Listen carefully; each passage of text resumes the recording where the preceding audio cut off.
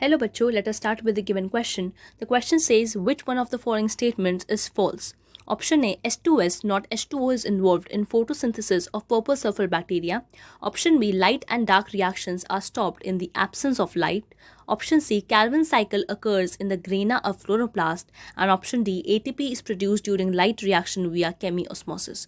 तो सबसे पहले इस क्वेश्चन को सॉल्व करने के लिए आपको ये पता होना चाहिए कि लाइट रिएक्शन क्या होती है. So let us right the key concept involved in this question, and that is having the knowledge of light reaction.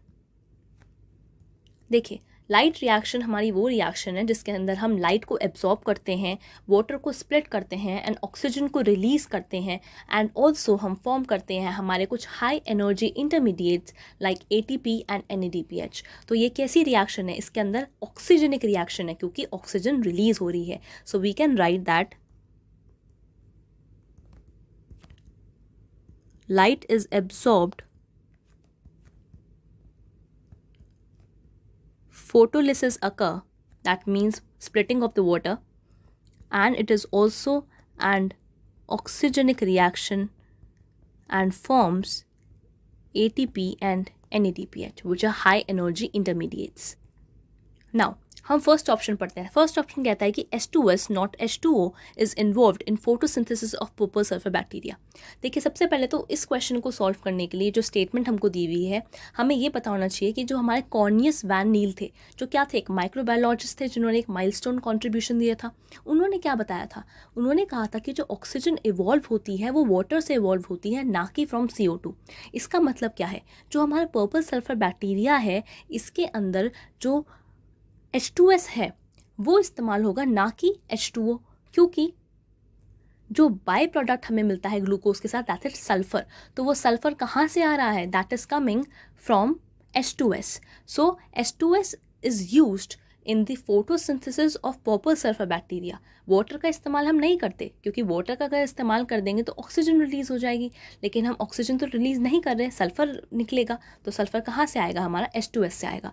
So this is a correct statement. ये हमारी एक करेक्ट स्टेटमेंट है कि पर्पल सल्फर बैक्टीरिया के अंदर हमारा इस्तेमाल होता है H2S. So this is by a scientist who was a microbiologist as well.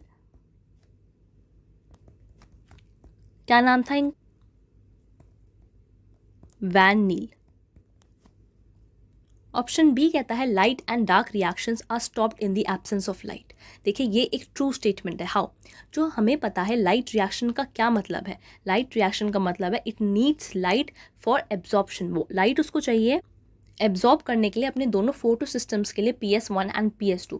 तो लाइट का इस्तेमाल अगर हमारा नहीं हुआ तो लाइट रिएक्शन नहीं होगी. और हमें पता है कि जो डार्क रिएक्शन होती है वो डिपेंडेंट होती है लाइट रिएक्शन के प्रोडक्ट्स पे, that is ATP and NADPH. तो उसके प्रोडक्ट्स पे अगर लाइट रिएक्शन के डिपेंडेंट है हमारी कौन? Dark reaction. तो इसका मतलब डार्क रिएक्शन भी नहीं होगी. सो लाइट और डार्क रिएक्शन स्टॉप हो जाएंगी लाइट की एब्सेंस में, यानी लाइट की ज़रूरत है लाइट रिएक्शन को भी और डार्क रिएक्शन को भी. So option B is also a correct statement. Option C कहता है Calvin cycle occurs in the grana of chloroplast. देखिए, ये एक रॉन्ग स्टेटमेंट है. कैसे? जो कैल्विन साइकिल होती है, यानी जो हमारी C3 साइकिल होती है, वो अकर करती है in the stroma of fluoroplast. ये होती है क्लोरोप्लास्ट के स्ट्रोमा के अंदर.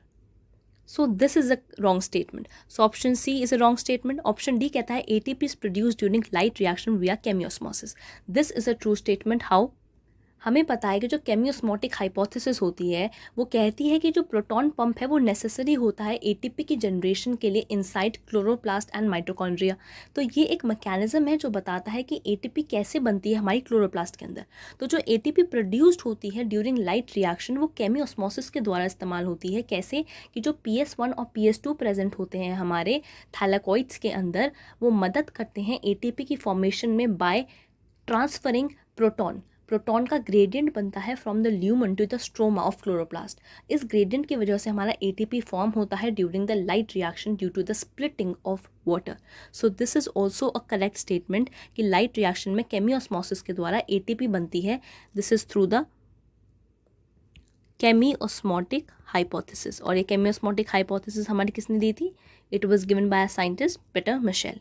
तो ऑप्शन डी भी हमारा करेक्ट स्टेटमेंट हुआ। So option C which says Calvin cycle occurs in the grana of chloroplast is the required answer to the given question.